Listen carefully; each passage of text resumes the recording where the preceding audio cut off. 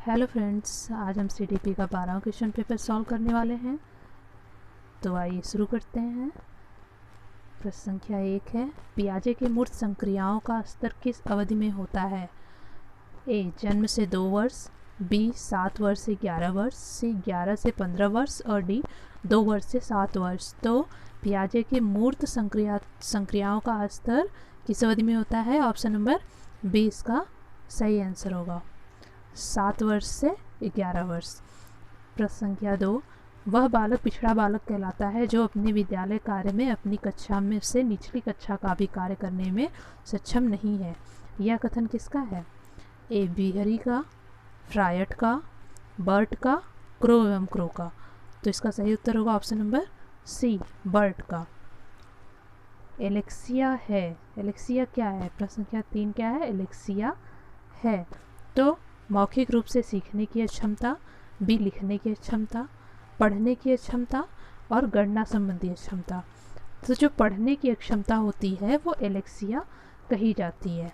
Okay. प्रश्न संख्या 4, उडवर्थ प्रतिपादक हैं ए SOR कारक के, संबद्धता सिद्धांत के, प्रयत्न एवं त्रुटि सिद्धांत के, बारंबारता के नियम के। तो SOR कारक के जो है प्रतिपादक कौन है? उडवर्थ हैं। प्रश्न संख्या 5, ZPD संबंधित है, किससे संबंधित है? स्कीनर से, पियाजे से, वाइगॉट्स्की से तथा उडवर्थ से। तो ZPD वाइगॉट्स्की से संबंधित है। प्रश्न संख्या 6, अभिप्रेरणा का प्रथम संघटक कौन सा है? अभिप्रेरणा का प्रथम संघटक आवश्यकता है। अधिगम के तल रूप दिया, तो अधिगम को तल रूप किसने दिया है? टॉलमैन ने, लेविन ने, थार्नडाइक ने, वॉटसन ने। तो लेविन ने तल रूप दिया है। शिक्षा का अधिकार अधिनियम को निम्नलिखित में से विशेषता नहीं है। 6 से 14 वर्ष आयु वर्ग हेतु मुफ्त शिक्षा, प्राइवेट ट्यूशन का अंत, शारीरिक दंड व मानसिक प्रताड़ना का निषेध, निजी विद्यालयों को प्रोत्साहन। तो निजी विद्यालयों को जो है प्रोत्साहन शिक्षा अधिकार अधिनियम के जो है विशेषता नहीं है। प्रश्न संख्या 9, अनुबोधन का लाभ नहीं है। ए यह शिक्षण अधिगम प्रक्रिया में शिक्षार्थियों को सहयोगी बनाता है, बी शिक्षण के दौरान शिक्षक के कार्य को बढ़ाता है, यह शिक्षार्थियों के आत्मसम्मान को बढ़ाता है, विस्तृत पाठ्यक्रम को थोड़े समय में पढ़ा देने में ये उपकरण सहायक है। तो अनुबोधन का लाभ नहीं है इसमें पूछा गया है, तो ऑप्शन नंबर बी इसका सही होगा, शिक्षण के दौरान शिक्षण कार्य को बढ़ाता है, यह अनुबोधन का लाभ नहीं है। प्रश्न संख्या 10, किलपैट्रिक के अनुसार प्रोजेक्ट कार्य है। तो ए स्वाभाविक क्रिया, बी सामान्य क्रिया, सी सामाजिक क्रिया और डी सहृदयपूर्ण क्रिया। तो किलपैट्रिक के अनुसार प्रोजेक्ट कार्य क्या है? सहृदयपूर्ण क्रिया। प्रश्न संख्या 11, समीक्षात्मक चिंतन में प्रमुख रूप से विकसित होती है।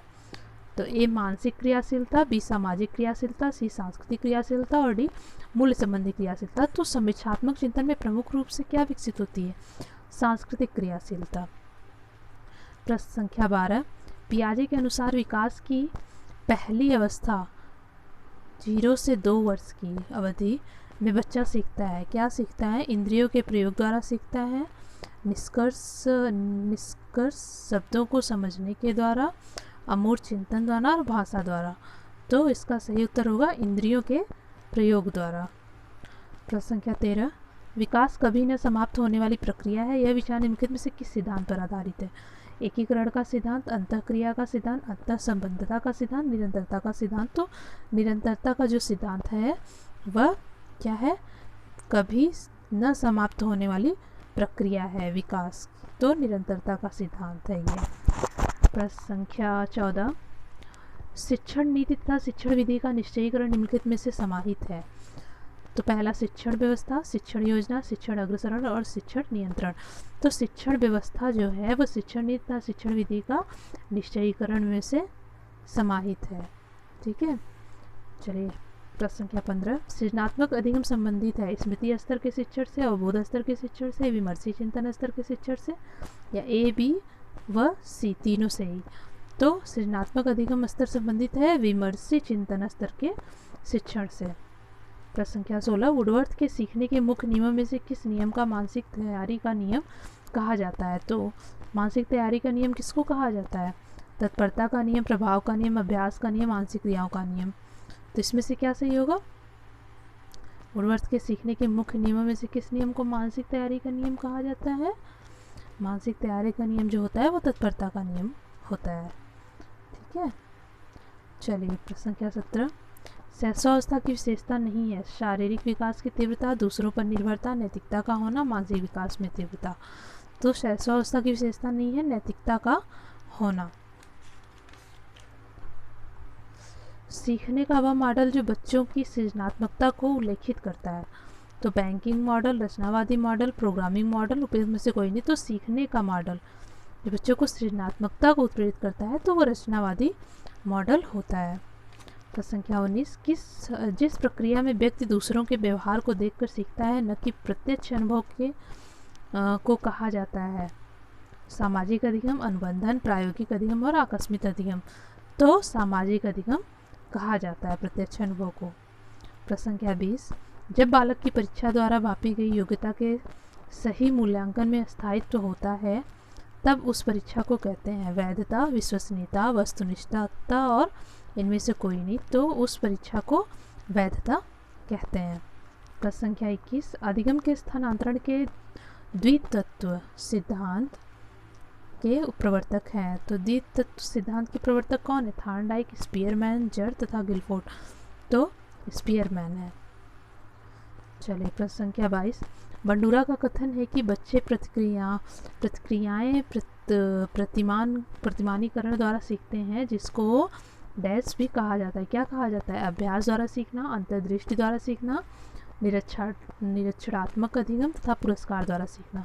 उसका सही उत्तर होगा अभ्यास द्वारा सीखना कहा जाता है। प्रश्न संख्या 23, बच्चों में नैतिक मूल्यों को विकसित करने का सर्वाधिक उचित तरीका है? ए, प्रातःकालीन सभा में बच्चों को नैतिक उपदेश देना, विद्यार्थियों के सामने एक परिस्थिति रखना और उस पर निर्णय लेने के लिए कहना, शिक्षकों एवं बड़ों द्वारा नैतिक मूल्यों को प्रदर्शित करना, विद्यार्थियों को नैतिकता और अनैतिकता के बीच अंतर करना सिखाना। तो शिक्षकों एवं बड़ों द्वारा नैतिक मूल्यों को प्रदर्शित करना जो होता है वो बच्चों के नैतिक मूल्यों में विकसित करने का सर्वाधिक उचित तरीका है। प्रश्न संख्या 24, निःशुल्क और अनिवार्य बाल शिक्षा का अधिकार अधिनियम के प्रभावशील होने की तिथि है? 1 अप्रैल से 2009, 1 अप्रैल से 2010, 1 अप्रैल से 2011 और 1 जनवरी से 2012। तो 1 अप्रैल 2010 जो है तो क्या है? निःशुल्क और अनिवार्य बाल शिक्षा का अधिकार अधिनियम को प्रभावशील होने की तिथि है। प्रश्न संख्या 25, नया प्रगतिशील शिक्षा शास्त्र प्रदर्शित करता है? ए, अधिगम में निर्धारण, बी, अधिगम का निर्धारण, सी, अधिगम के लिए निर्धारण और डी, अधिगम के साथ साथ निर्धारण। तो नया प्रगतिशील जो शिक्षा शास्त्र प्रदर्शित करता है वो अधिगम के लिए निर्धारण प्रदर्शित करता है।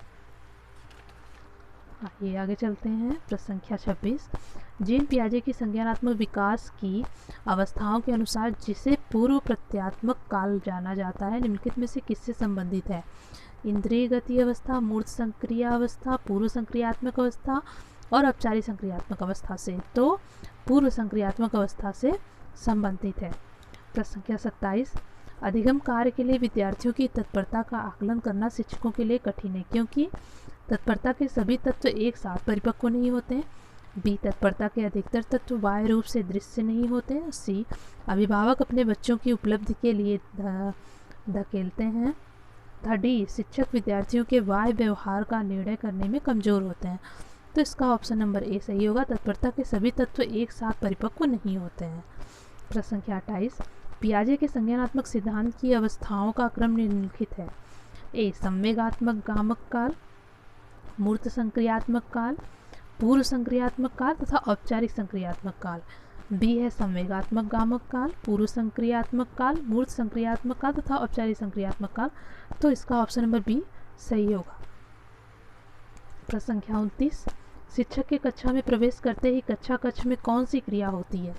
तो शिक्षक द्वारा कक्षा आकार की अनुभूति, छात्रों से पूर्व ज्ञान की प्रतिपुष्टि प्राप्त करना, छात्रों से प्रश्न पूछना, छात्रों से विचार विमर्श करना। तो शिक्षक द्वारा कक्षा में आकर कक्षा आकार की अनुभूति जो होती है वह क्रिया सबसे पहले होती है यानी प्रवेश करते ही होती है। चलिए प्रश्न संख्या 30, सृजनशीलता के पोषण के लिए एक अध्यापक को निम्नलिखित में से किस विधि की सहायता लेनी चाहिए? तो ब्रेन स्टॉर्मिंग, विचार वेश, व्याख्यान विधि, दृश्य श्रव्य सामग्री तथा उपयुक्त सभी। तो इसमें सही क्या होगा? ब्रेन स्टॉर्मिंग तथा विचार वेश इसका सही उत्तर होगा।